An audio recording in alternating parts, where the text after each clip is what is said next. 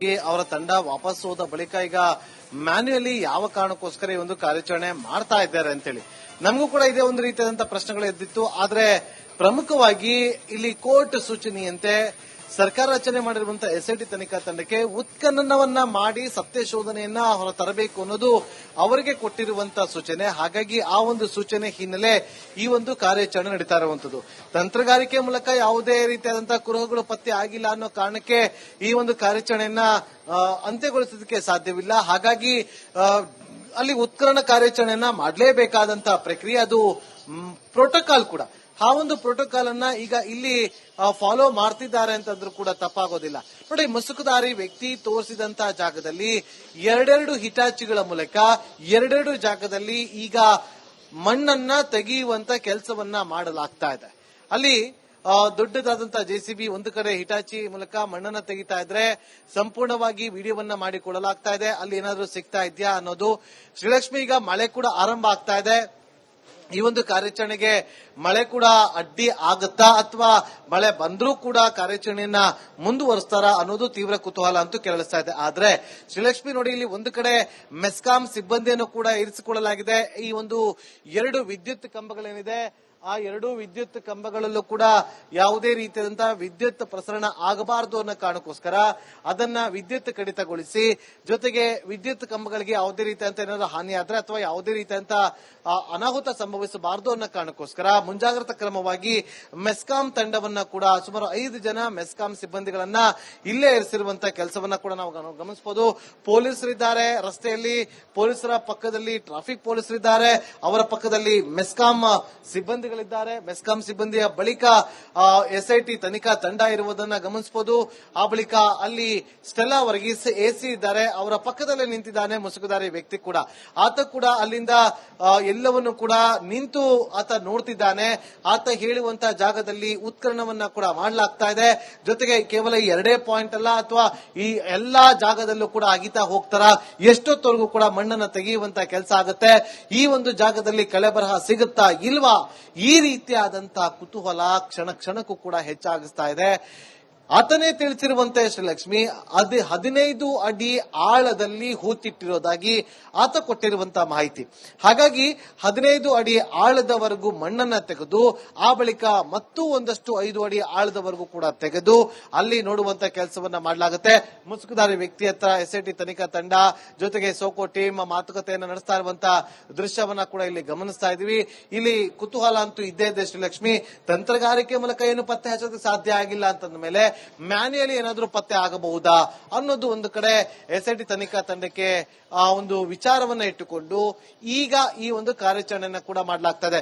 ಕೆಲವೇ ಕ್ಷಣಗಳ ಹಿಂದೆ ಅಷ್ಟೇ ಶ್ರೀಲಕ್ಷ್ಮಿ, ನಾವಿಲ್ಲಿ ಗಮನಿಸಿದಂತೆ ಎನ್ಎಚ್ಆರ್ಸಿ ಅಧಿಕಾರಿಗಳು ಕೂಡ ಬಂದಿದ್ರು. ಎನ್ಎಚ್ಆರ್ಸಿ ಅಧಿಕಾರಿಗಳು ಕೂಡ ಮಾಹಿತಿಯನ್ನ ಪಡೆದುಕೊಂಡಿದ್ರು. ಏನಾಗ್ತಾ ಇದೆ ಇಲ್ಲಿ ಅಂತೇಳಿ ಅವರು ಕೂಡ ಖುದ್ದು ವೀಕ್ಷಿಸಿ ಅಲ್ಲಿಂದ ಅವರು ಕೂಡ ತೆರಳಿದ್ದಾರೆ. ಮುಸುಕುದಾರಿ ವ್ಯಕ್ತಿ ಹತ್ರ ಅವರು ಮಾತಾಡ್ತಾ ಇದ್ದಾರ ನಾವೇ ಇಲ್ಲಿ ಖುದ್ದು ಗಮನಿಸಿದ್ವಿ. ಎಸಿ ಸ್ಟೆಲ್ಲಾ ಅವರಿಂದ ಒಂದಷ್ಟು ಮಾಹಿತಿಯನ್ನ ಕಲೆಕ್ಟ್ ಮಾಡಿದ್ರು. ಜೊತೆಗೆ ಎಸ್ಐಟಿ ತನಿಖಾ ತಂಡದಿಂದ ಇಲ್ಲಿಯವರೆಗೂ ಇನ್ವೆಸ್ಟಿಗೇಷನ್ ಪ್ರೋಗ್ರೆಸ್ ಬಗ್ಗೆ ಮಾಹಿತಿಯನ್ನ ಕೂಡ ಕಲೆಕ್ಟ್ ಮಾಡಿದ್ರು. ಈಗ ಎಸ್ಐಟಿ ಎಸ್ಪಿ ಆಗಿರುವಂತಹ ಜಿತೇಂದ್ರ ದಯಾಮ್ ಅವರು ಈಗ ತೆರಳುತ್ತಾ ಇರುವಂತಹ ದೃಶ್ಯವನ್ನ ಕೂಡ ಗಮನಿಸ್ತಾ ಇದ್ವಿ. ಸ್ಥಳದತ್ತ ತೆರಳುತ್ತಿದ್ದಾರೆ. ಅಲ್ಲಿ ಹೋಗಿ ಅಲ್ಲಿ ಒಂದಷ್ಟು ಏನಾಗ್ತಾ ಇದೆ, ಯಾವ ಹಂತದಲ್ಲಿದೆ ಈ ಒಂದು ಕಾರ್ಯಾಚರಣೆ ಅನ್ನೋದ್ರ ಬಗ್ಗೆ ಮಾಹಿತಿಯನ್ನ ಕೂಡ ಪಡೆದುಕೊಳ್ತಾರೆ. ಈಗ ಆತನೇ ತೋರಿಸಿರುವಂತಹ ಜಾಗದಲ್ಲಿ 2 ಹಿಟಾಚಿಗಳ ಮೂಲಕ ಕಾರ್ಯಾಚರಣೆ ಅಂತೂ ನಡೀತಾ ಇದೆ. ಆ ಒಂದು ಕಾರ್ಯಾಚರಣೆ ಎಲ್ಲಿಯವರೆಗೂ ಸಾಗುತ್ತೆ, ಎಷ್ಟೊತ್ತವರೆಗೂ ಸಾಗುತ್ತೆ ಅನ್ನೋದು ತೀವ್ರ ಕುತೂಹಲಕ್ಕೆ ಕಾರಣವಾಗ್ತಾ ಇದೆ. ನೋಡಿ, 13 ಪಾಯಿಂಟ್ ಒಂದು ರೀತಿಯಲ್ಲಿ ರೋಚಕ ತಿರುವುಗಳಿಗೆ ಸಾಕ್ಷಿ ಆಗ್ತಾ ಇದೆ.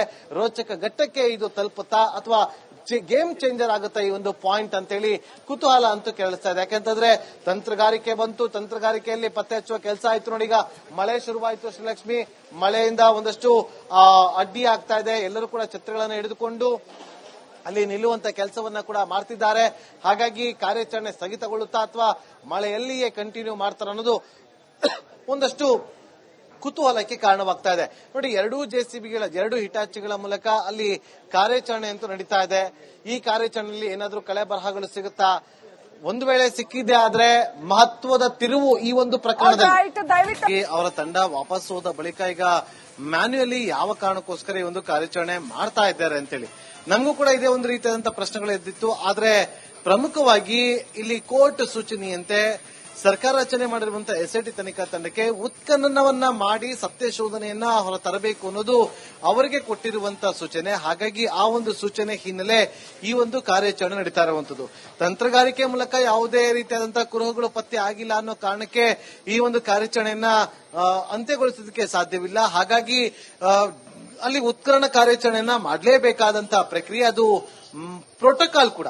ಆ ಒಂದು ಪ್ರೋಟೋಕಾಲ್ ಅನ್ನ ಈಗ ಇಲ್ಲಿ ಫಾಲೋ ಮಾಡ್ತಿದ್ದಾರೆ ಅಂತಂದ್ರೂ ಕೂಡ ತಪ್ಪಾಗೋದಿಲ್ಲ. ನೋಡಿ, ಮುಸುಕುದಾರಿ ವ್ಯಕ್ತಿ ತೋರಿಸಿದಂತಹ ಜಾಗದಲ್ಲಿ ಎರಡೆರಡು ಹಿಟಾಚಿಗಳ ಮೂಲಕ ಎರಡೆರಡು ಜಾಗದಲ್ಲಿ ಈಗ ಮಣ್ಣನ್ನ ತೆಗೆಯುವಂತ ಕೆಲಸವನ್ನ ಮಾಡಲಾಗ್ತಾ ಇದೆ.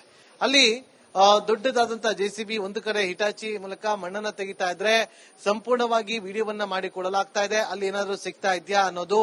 ಶ್ರೀಲಕ್ಷ್ಮಿ, ಈಗ ಮಳೆ ಕೂಡ ಆರಂಭ ಆಗ್ತಾ ಇದೆ.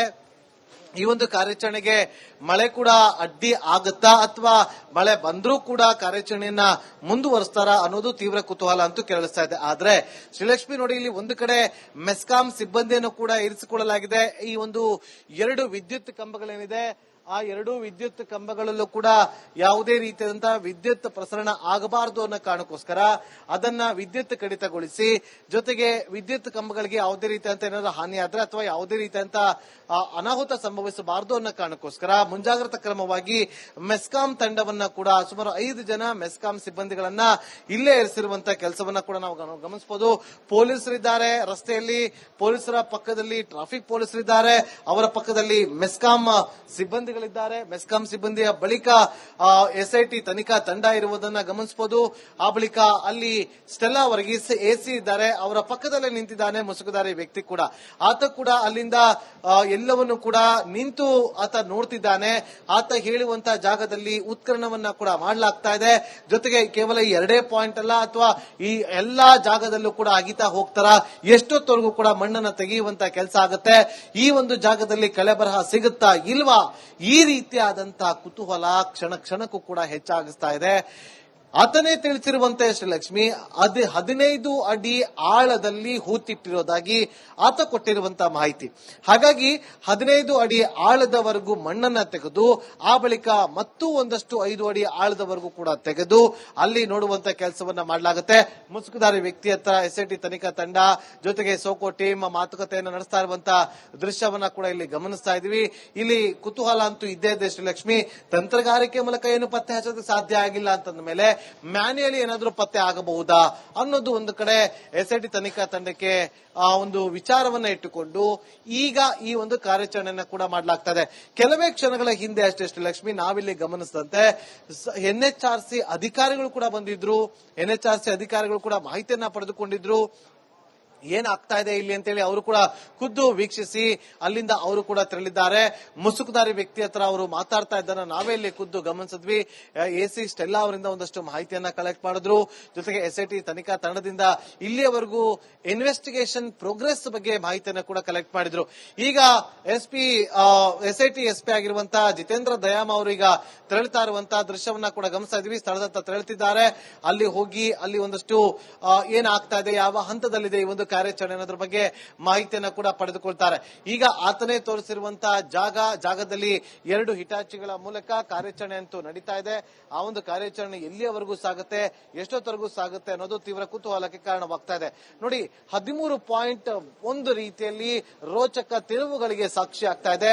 ರೋಚಕ ಘಟ್ಟಕ್ಕೆ ಇದು ತಲುಪುತ್ತಾ ಅಥವಾ ಗೇಮ್ ಚೇಂಜರ್ ಆಗುತ್ತಾ ಈ ಒಂದು ಪಾಯಿಂಟ್ ಅಂತೇಳಿ ಕುತೂಹಲ ಅಂತೂ ಕೇಳಿಸ್ತಾ ಇದೆ. ಯಾಕೆಂತಂದ್ರೆ ತಂತ್ರಗಾರಿಕೆ ಬಂತು, ತಂತ್ರಗಾರಿಕೆಯಲ್ಲಿ ಪತ್ತೆ ಹಚ್ಚುವ ಕೆಲಸ ಆಯ್ತು. ನೋಡಿ, ಈಗ ಮಳೆ ಶುರುವಾಯಿತು ಶ್ರೀಲಕ್ಷ್ಮಿ.